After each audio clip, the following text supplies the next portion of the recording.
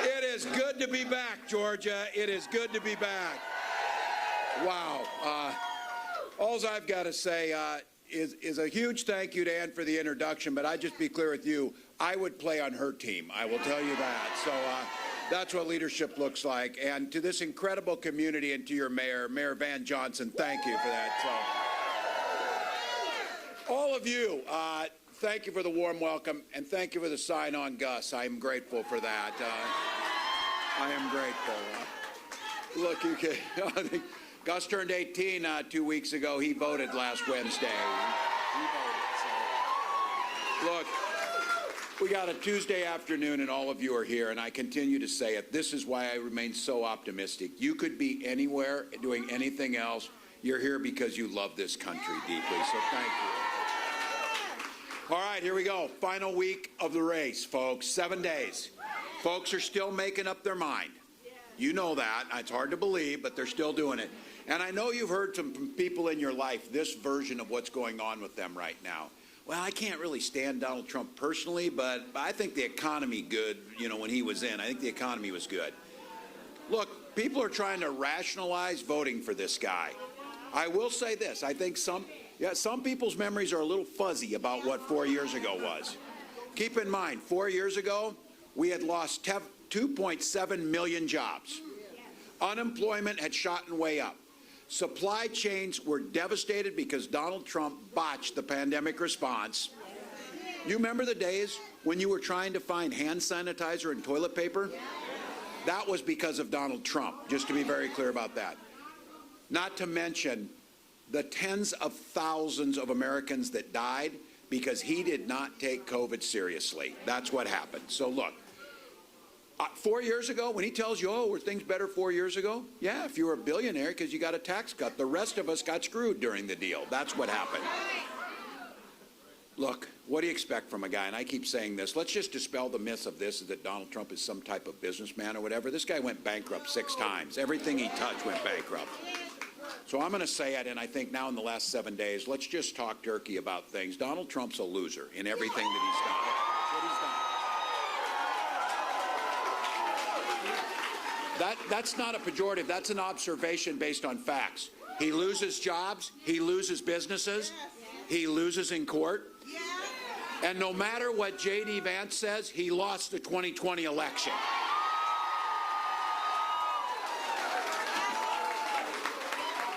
Now, I know some of you feel a little bit of anxiety these last 7 days. The news media, they want you to click on things because all of a sudden, exciting news about the election. So you click on it, you know, so they can make money or whatever. Look, don't take any of that. Don't take any of that. You know what the antidote is to the anxiety you're feeling? Go out and vote for Kamala Harris. That's right. Vote. We got it. We don't. You got it. That's our power. That's our power. Trump wants to talk about the past. Kamala's got a new way forward. This economy works best when it works for all of us. That's the way it needs to be. I am incredibly proud to be on this ticket with her, especially for this, because you heard about the coaching and stuff. We've got real plans for America. Not concepts of plans, real plans. Lower costs, put more money back in your pocket, and make sure that everybody in this country gets an opportunity to get ahead, not just get by.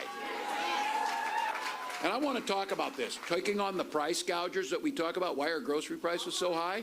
That's what farmers are asking. Why in the hell are farmers still making $4 a bushel for corn when fruit prices were 30% cheaper when they were making $4 for corn? Somebody's taking money in the middle. We'll attack that, making sure on the national level, take on price gouging. This issue about giving tax cuts, Donald Trump will do it. He will give tax cuts, but it will be for the richest amongst us. We want to give tax cuts to 100 million middle-class Americans, the folks who are working.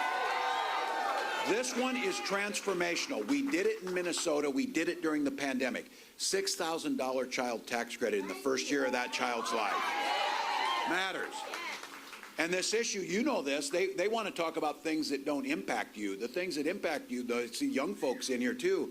Where are you going to find child care?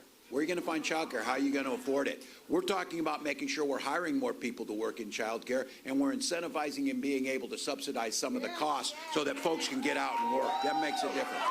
Now, they asked J.D. Vance where we should get child care, and he said, ask Grandma to do it.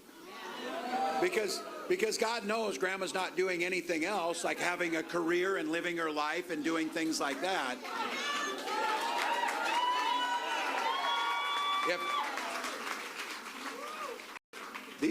We should offer classes to these guys on how to talk to women so they can get this right, because they don't know how to do it. Kamala wants to extend, and this is another one of those big issues, access to affordable pharmaceuticals. These aren't nice to have things. This is not a new pair of tennis shoes. This is insulin that you need to save your life. And so when we capped it at $35 for seniors, she wants to take it for everyone. We did it in Minnesota. The reason we did it for everyone in Minnesota was there was a young man named Alex Smith. He turned 26 and got off his parents' insurance. He started rationing his insulin. He died. His mom, Nicole, came to the state capitol and said, never again will I have a mother lose her child. So we have $35 insulin for everybody. Not only is that the right thing to do, but this is the price gouging issue. They were charging for that little vial of insulin that we now cap at $35. They were charging $800 for it. It cost $5 to make it. They're still making 30 bucks for each one. They will do just fine. So look, for all of us in here too, and the young folks in here, I know this one's not going to register much with you, but trust me, when you turn 60 and get in there, there's a couple things you really start paying attention to, Medicare being one of them. That's how we live with dignity when we get older. Kamala proposed having Medicare pay for in-home care so our seniors and our parents can live in their homes longer. Smart. Now listen, everybody, and they say, well, what are their concrete plans? You're not going to hear Donald Trump talking about this stuff because he doesn't believe in Medicare, doesn't believe in Social Security, doesn't care. But when she said, let's expand Medicare to pay for glasses and hearing aids, what a novel idea. What a novel idea. Now, Trump's plan, they had a bunch of experts look at it. Trump's plan will bankrupt Social Security in 6 years. 6 years. Now, I want to just talk about this on Social Security. When you're a billionaire and you're sitting down at Mar-a-Lago, and remember the reason he's a billionaire because his dad gave him $400 million. Any one of you would be multiple billionaires richer than him if you had it started out. But look, he doesn't give a damn if the Social Security check gets deposited or not. You know who does care? My nearly 90-year-old mom, because she pays for food and heat with that money. And you know what? She paid into it. She paid into it. Now, Donald Trump wanted to tell us, and J.D. Vance tried to explain to me after Trump's concept of a plan. He tried to explain the plan, and I said, you should go back to the concept, because when you explain it, it's even worse. Because what he explained is getting rid of the Affordable Care Act. And for all of you who've forgotten, and for folks in here, what Obamacare did was make sure insurance companies could not determine whether they covered you or not because you had a pre-existing condition. Yeah, we're not going back to that. These folks get it. Here's the old, even Donald Trump could figure out this business model. Insurance companies want to only insure healthy people, and they want to make it difficult for you to make a claim and collect the money, because that way they get to keep the money. What ACA said is, because you've had asthma when you were younger, or because you're a woman, or because you hurt your knee, you're not going to be excluded from this, and you're going to get health care, because guess what? Health care should be a basic human right to be able to take care of people. And the system works. And this idea of home ownership, all of us in here who've had the privilege and the ability to be able to own a home know that one of the biggest obstacles to getting in that home is the down payment that you need to get in. If you're like me, I used a VA loan where you don't have to have a down payment. What Kamala's proposing is making sure everybody gets a $25,000 credit to be able to get your down payment into your home. Work. And to folks in here who have an American dream to start your own business, we know that the richest and the biggest companies in this country don't pay any tax right now. They get a lot of tax credits and a lot of breaks. And speaking of not paying taxes, Donald hasn't paid 10 of the last 15 years in federal tax. So what we think is we have those folks pay their fair share, and then we start focusing a $50,000 tax credit on small business owners for they're able to get off the ground. Makes more sense. But not Donald. He wants to give another tax cut to his buddy Elon to make sure, yeah, even more. At your expense. He's got a plan that no one agrees with. Remember during COVID, he didn't want to listen to medical personnel. He told you to inject bleach. Well, his same acumen around epidemiology applies to business. He thinks if he's going to do his tails tax, which he wants to tell you are tariffs, and China's going to pay for them, China's not paying for them. You're paying for them. $4,000 a year. $4,000 a year out of your pocket. All right. You would think after nearly 80 years he would have learned what a tariff is, wouldn't you? He's an 80-year-old man. He should have learned this thing. Did I say he was nearly 80? That he was nearly 80? That's all right. So he's nearly 80. He said, I'm not nearly 80. It's like 18 months away. He's nearly 80. Look, some of you in here, and I know there's folks in this room, we know that our system of government was never perfect, but it was better than any other one ever concocted. And it meant working together. And let's just acknowledge the Republican Party over the years contributed much to this country. And the parties that kept their word, when those old Republicans talked about freedom, they meant it. That's not who this guy is. When this guy talks about freedom, freedom to have government in your doctor's office, in your school library, in your bedroom. Golden rule up north, as I'm sure it is down south. Things work better if you just mind your own damn business about my bedroom. Stay out of your bedroom.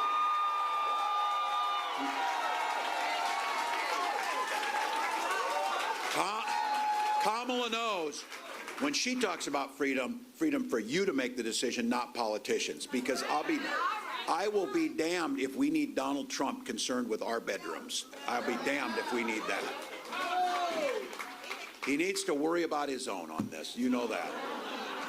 Look, other things on freedom. Freedom to make those health care choices. Freedom for our seniors to retire with dignity. And I'm going to talk on Social Security, that issue again. Donald Trump called it a Ponzi scheme. It is the single greatest anti-poverty program that we pay into. And his plan is to strip that money out, give it to his private investors on Wall Street, and then we know how that'll be. To the union members in here, the union folks in this room know, teachers, the rest of you, a defined benefit pension plan is security, and that's what we're talking about. Social Security helps add to that. And I say this as a dad, as a teacher, as a governor. Our children should be free as little ones to get dressed up, head to school to learn and be kids, and not be shot dead in that classroom. Ridiculous. You know it. You know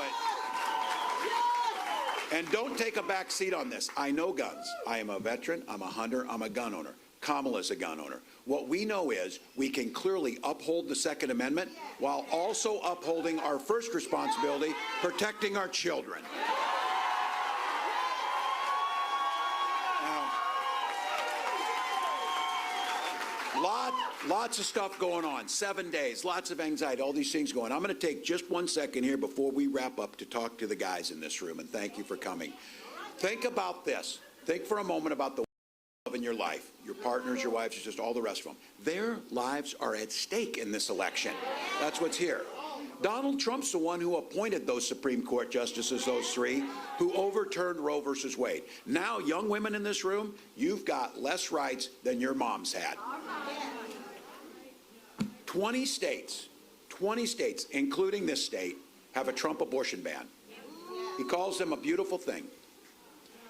Georgia, you're seeing it here. You know what a beautiful thing looks like.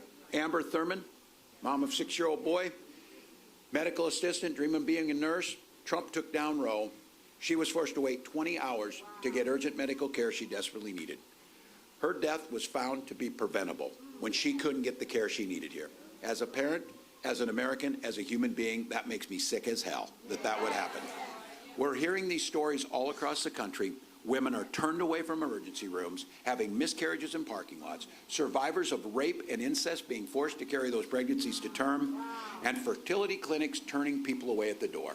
And I said, none of these women Amber wouldn't want to have her name out there. Her family's grieving over her death. But we're out here because we know what they've done could be worse. For Gwen and I, we struggled for years to have kids. We used fertility treatments. We finally had that beautiful daughter, and I have to tell you, I will be damned if I'll allow any politician, let alone Donald Trump, make that decision for your family.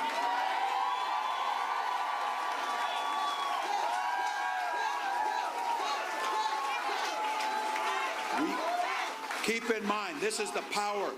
We are not going back, and we've got the power to do this. We're not going to just elect Kamala Harris president. We're going to take back the House and hold that Senate. And you know why we're going to do it? Because America's counting on us, and she'll make sure that when we do that and a reproductive freedom bill comes to her desk, she will sign it. I said it earlier. You're here because you love this country. But I'm just going to say it. That can't be said about all candidates in this race. Trump last week called this country the garbage can for the world. Literally trash talking this country. Look, folks, it doesn't get much simpler than this. Donald Trump does not love this country because he is incapable of loving anything other than himself. That's what it is. Kamala, I, and all of you, we believe this is the greatest nation on earth. She believes in the founding promise just like you, and she's ready to fight for it. So here's the deal, folks. 1 week from today, we're going to win this thing. We are going to win this thing. I can feel it. We are joyful, optimistic, and momentum side.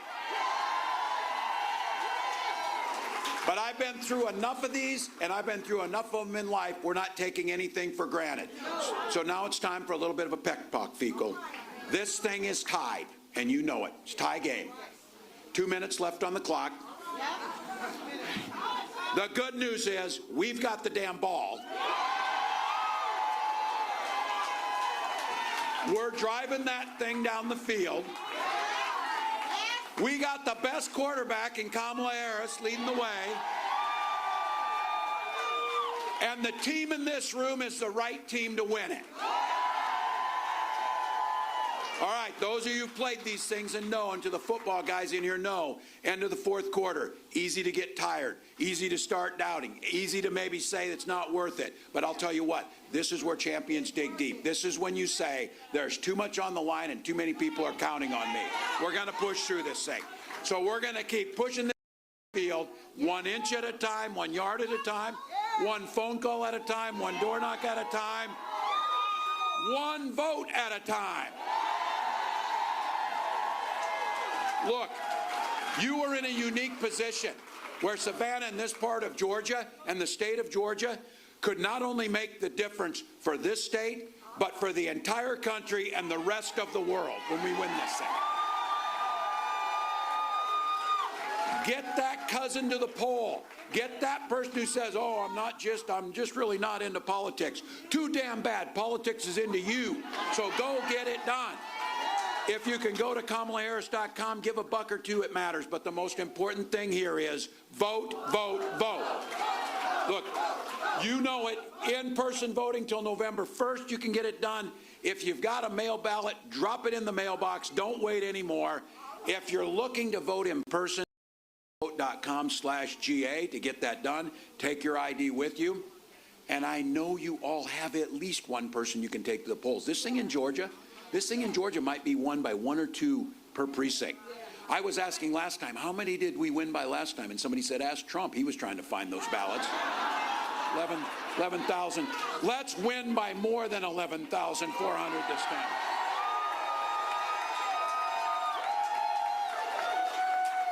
I will say this, though. I will take any win down here. And if we win Georgia by just a single vote, I will go away happy knowing that was Jimmy Carter's vote that put us over the line. So, there you go.